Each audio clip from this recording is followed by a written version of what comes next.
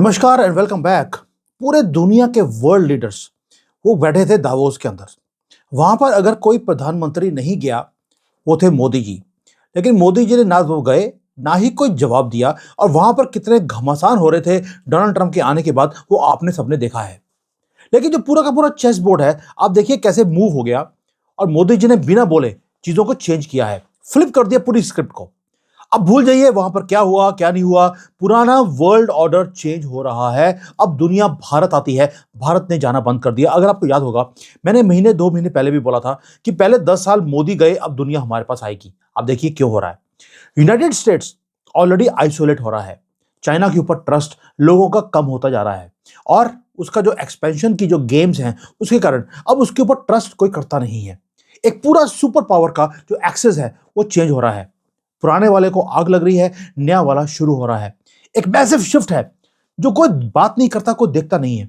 लोग यूजीसी के ऊपर, ओ सर जी आपने वीडियो नहीं बनाया। भाई मैं उसकी पूरी इन्वेस्टिगेशन कर रहा हूं, उसकी वीडियो मैं आज बना के डालूंगा, वरी मत कीजिए। उसके ऊपर भी बहुत खुलासे हैं जो मैं लेके आने वाला हूं। लेकिन जो ये मैसिव शिफ्ट है दुनिया में, पोलैंड के साथ क्या किया हमने, पाकिस्तान के साथ क्या किया है, आज सारे मुद्दे मैं आपके सामने रखने वाला हूं।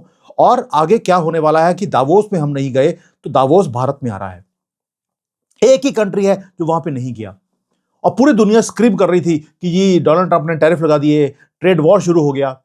न्यू दिल्ली ने ना गया, ना ही कोई जवाब दिया। बिल्कुल दे स्टूड साइलेंट। और साइलेंट भी हैं और फर्म भी हैं। अब देखिए हो क्या रहा है। यूरोपियन यूनियन वो भाग के आ रहा है भारत के कदमों में। वो यूएसए को छोड़ रहा है, वो चाइना को छोड़ रहा है, और मिट्टी में मिला दिया उनके सारे के सारे ट्रेड डील्स को। जो हमारे साथ कर रहे हैं वो भारत में आकर ट्रेड डील, ये एंड होगा अमेरिका की हेजेमनी का। और राइज होगा एक नया ग्लोबल गार्डियन।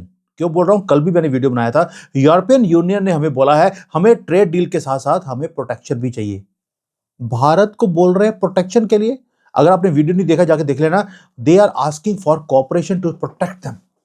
अब आते हैं सबसे पहले, मैं मुद्दे लेके आऊंगा 4-5, लेकिन सबसे पहले यार हम पाकिस्तान की बात ना करें, मजा नहीं आता। थोड़ा सा हिलेरियस मूड से शुरू करते हैं आज।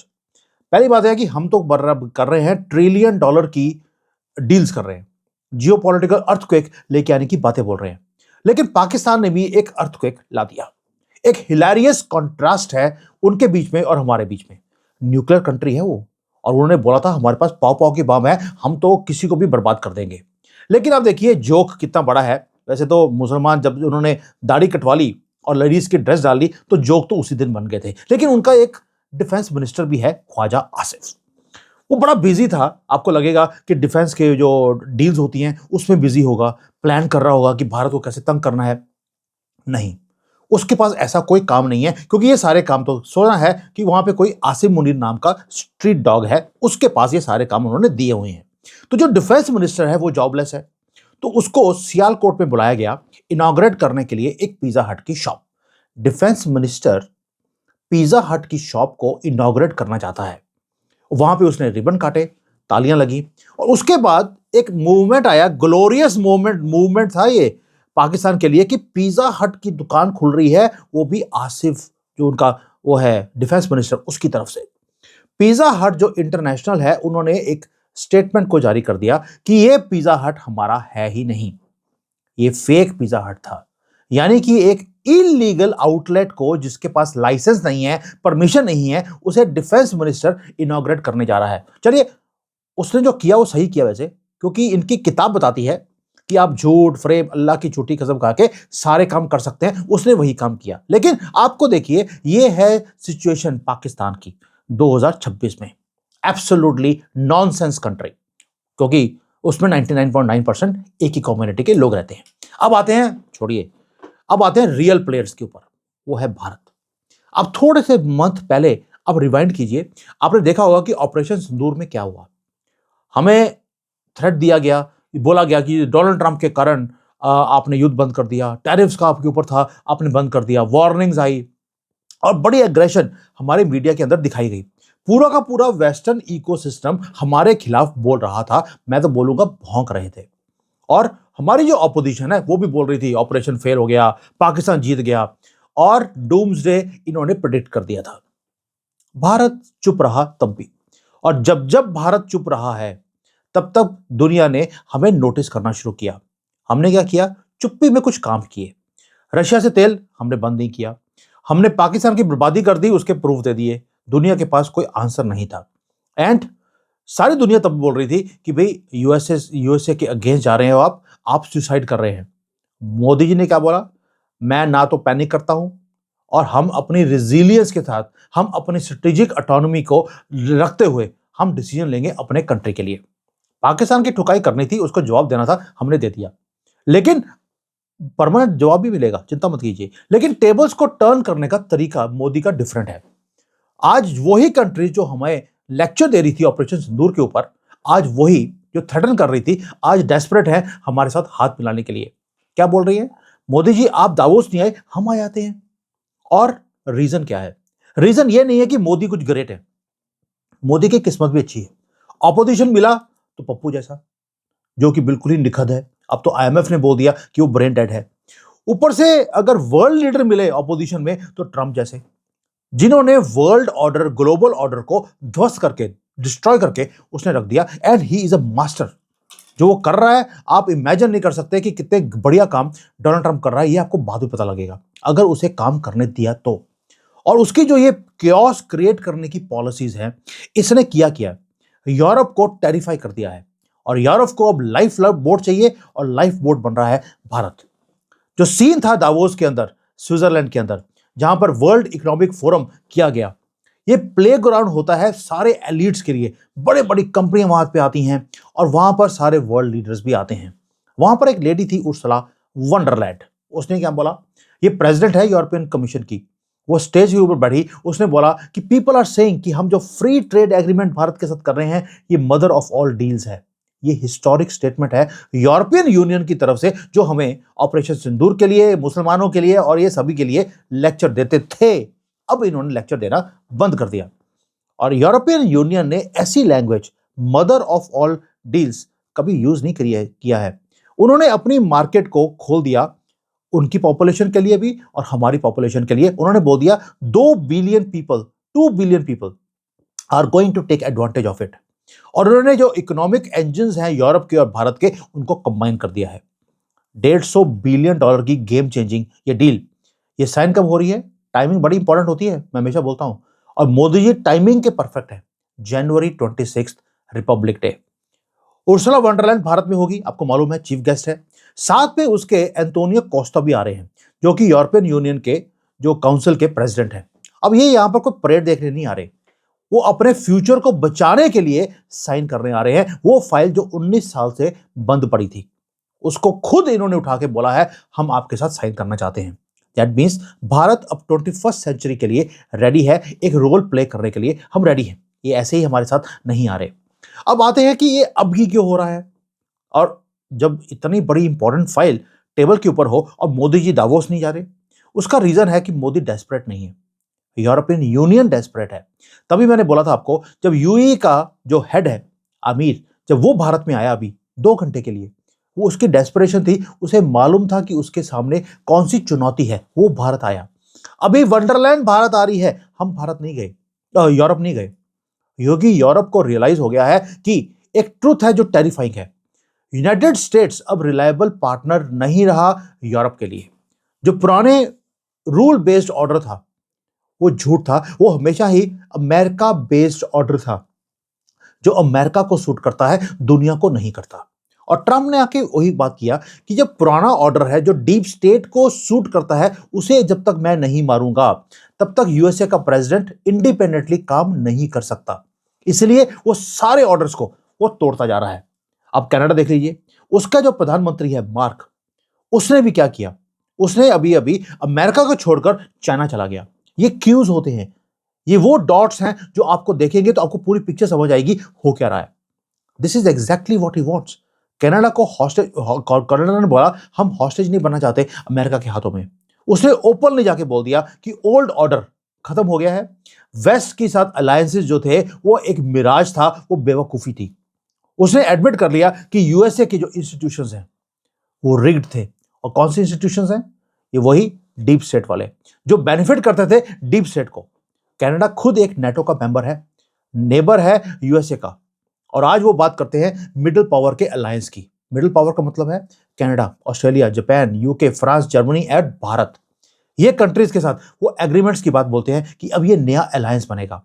मार्क ने यहां तक बोल दिया कि अगर मैं इस नए टेबल के ऊपर, ये जो मैंने 7-8 कंट्रीज बताई हैं, अगर मैं इस टेबल के अंदर एंटर नहीं किया तो मैं अमेरिका के लिए मेन्यू के अंदर एंटर हो जाऊंगा। एंड इसलिए हमें यूनाइट होना जरूरी है। ये सारे भारत में आने वाले हैं, यानी कि जो अमेरिका है वो सबको खाना चाहता है, इसलिए सब ने अब रिवोल्ट करना शुरू कर दिया। तो आपको क्या लगता है, डोनाल्ड ट्रंप बेवकूफ है? वो सबके साथ दुश्मनी पाल रहा है? नो, क्योंकि ये सारी कंट्रीज वो है जिसे डीप स्टेट यूज करता था पैसे बनाने के लिए। उसने उनको अपने से दूर कर दिया। डीप स्टेट की जो पैसे बनाने की वो थी पावर, उसको छीन लिया है। और भारत के पास एक नया अलायंसेस आते हुए दिखाई देते हैं। और जैसे ही अलायंसेस आए, हमारी भाषा भी चेंज होनी शुरू हो गई। आप सोच के देखिए कि जब सभी कंट्रीज को आते थे, लेक्चर दिया और हम माफिया मांगते थे, नहीं नहीं नहीं हम ऐसे नहीं है। पोलैंड ने भी यही ट्राई किया अभी अभी रिसेंटली। ये मैं इसलिए बता रहा हूं, आपको पता लगना चाहिए कि हम दावोस में क्यों नहीं गए और वो हमारे पास क्यों आ रहे हैं। और जब हम स्ट्रेंथ दिखाते हैं तो ये चूहों की तरह भागते हैं। अब हुआ क्या, पोलैंड ने हमें लेक्चर दिया। उन्होंने बोला कि यार तुम तो रशिया का तेल खरीद रहे हो। उन्होंने थोड़ा सा हिट बैक करने की कोशिश करी, वो पाकिस्तान के साथ होने शुरू हो गए। उन्होंने कश्मीर के ऊपर उल्टी सीधी स्टेटमेंट्स दे दिए। स्टेटमेंट क्या दिया मैटर नहीं करता। उनको लगा कि वो दिल्ली के ऊपर प्रेशर डाल सकते हैं।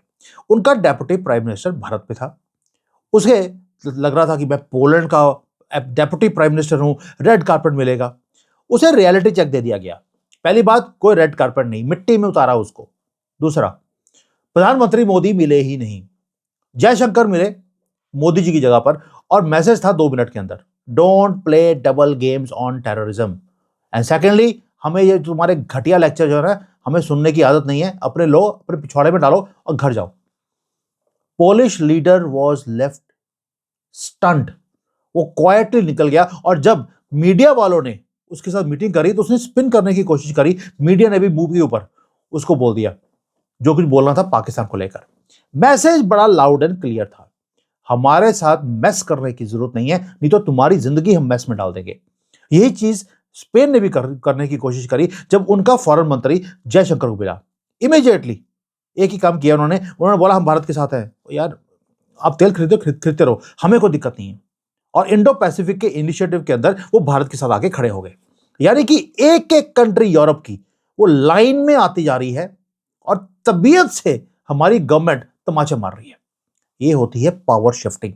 जब ऐसा काम हो रहा हो तो हमें दावोस में जाकर डोनाल्ड ट्रंप के पीछे खड़े होकर, जैसे वो पाकिस्तान का प्रधानमंत्री वहां पे खड़े हो गए छक्कों की तरह तालियां मार रहा था, हमें जरूरत ही नहीं है, क्योंकि हम उस कैटेगरी को बिलोंग नहीं करते। अब आते हैं यूरोप और यूएसए के ऊपर कि वहां पर जो दावोस पे हुआ वो हुआ क्या। हमने एक चीज देखी कि अमेरिका का और यूरोप का जो एक मैरिज थी इतनी पुरानी, वो खत्म हो रही है, डाइवोर्स हो रहा है। जो मैक्रोन है फ्रांस के, उसने ट्राई किया कि ये मैरिज सेव हो जाए। उसने एक प्राइवेट व्हाट्सएप मैसेज भेजा ट्रंप को, ट्राइंग टू बी डिप्लोमेटिक। लेकिन ट्रंप ने क्या किया, उसने देखा यार ये ट्राई कर रहा है कि ये जो मैं मैरिज तोड़ने की कोशिश कर रहा हूं उसको बचाने की कोशिश कर रहा है। ट्रंप ने उसके मैसेज को लीक कर दिया। उसने सोशल मीडिया के ऊपर पब्लिकली एक वर्ल्ड के लीडर को, फ्रांस के लीडर को मॉक किया है। ये फाइनल एक कील था डाइवोर्स का। अब डाइवोर्स ऑफिशियल हो चुका है। यूएसए थ्रेटन कर रहा है कि मैं ग्रीनलैंड ले जाऊंगा, यूरोप की मुझे जरूरत नहीं है, यूरोप अपना गंद खुद संभाले। गंद क्या था, वही 5% इलीगल मुसलमान जो यूरोप ने अपने कंट्री में बुलाए हैं। अमेरिका बोलता है तुमने गंद लिया है, तुम संभालो, मैं तुम्हारे गंद को संभालने वाला नहीं हूं। उसने अपने कंट्री में सारे मुसलमान कंट्रियों की एंट्री बैन कर दी। इसको बोलते हैं power shift. And what is he saying, वो कह रहा है कि यार तुमसे कुछ संभाला नहीं जाएगा, तुम अपनी कंट्री संभाल नहीं सकते, तुम तो 5% इन उग्रवादियों को संभाल नहीं सकते, तुम ग्रीनलैंड कैसे संभालोगे? तो I will take it today और टुमारो। वो कहता है ग्रीनलैंड तो मैं ले जाऊंगा, और डोनाल्ड ट्रंप लेके जाएगा। इसीलिए ये अलायंस टूटता जा रहा है। This is what he wants. एक हॉस्टेज जैसी सिचुएशन है। यूरोप को मालूम है कि उसका फ्यूचर ब्लीक है, इसलिए जो यूएसए का ट्रेजरी सेक्रेटरी है उसने थ्रेटन भी कर दिया दावोस के अंदर, यूएसए का ट्रेजरी सेक्रेटरी ने, कि भाई थोड़ा सा सांसें लेनी शुरू करो, तुम्हारी सांसें बंद हो रही हैं। इतना एरोगेंटली उन्होंने तमाचे मारे हैं बिकॉज अमेरिका वांट्स कि यूरोप का गंध हम नहीं उठा सकते, और यूरोप के अंदर एक वो कॉलोनियल वाली जो माइंडसेट है वो जा नहीं सकता कि सारी दुनिया हमारे बारे में सोचे, हमें सपोर्ट करे। अमेरिका बोलता है why should we do it. इसलिए उस एरोगेंस को खत्म करने के लिए यूरोप भारत की तरफ आ रहा है। उसे एक नया पार्टनर चाहिए जो नए रूल्स के हिसाब से हम दुनिया को चलाएं। उन्हें डेमोक्रेसी चाहिए, उन्हें स्टेबिलिटी चाहिए। चाइना वो दे नहीं सकता। यूएसए क्योटिक है आज की डेट में, इसलिए एक ही बंदा बचा है, वो है भारत, जो इन्हें बचा सकता है। ये अपनी वही फटी में ये भारत में आ रहे हैं। Now all this which is happening, where does this leave us? दोस्तों पहली बात यह है, हम विटनेस कर रहे हैं एक ट्राइपोलर वर्ल्ड। यहां पर यूनाइटेड स्टेट्स एक पिलर रहेगा, आइसोलेटेड रहेगा, एग्रेसिव भी रहेगा, क्योंकि उसको अपना वेस्टर्न हेमिस्फीयर को बचाना है, बाकी दुनिया आप बचाओ। दूसरा रहेगा चाइना, जिसकी एक्सपेंशनिस्ट की जो पॉलिसी है वो चेंज नहीं हो सकती और डेंजरस रहेगा। और तीसरा जो मुझे दिखता है वो है इंडिया और यूरोप का अलायंस।